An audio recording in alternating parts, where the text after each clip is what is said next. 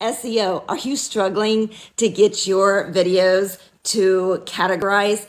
I have been struggling for a long time and I've tried all kinds of different things to, figure out the secret sauce. And I believe I figured it out. So my videos lately, I'm going to say out of the last 20, 16 of them have a title at the top and it says social media marketing. And I'm going to share with you what I did exactly.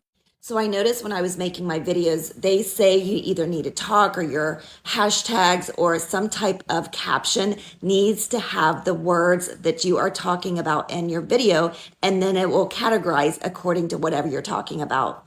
And I've literally tried everything. I've put it in my annotation, I've put it in my description, I've said the words, and it would never categorize. But all of a sudden, I started typing on my screen the words social media marketing, and I'm going to show you.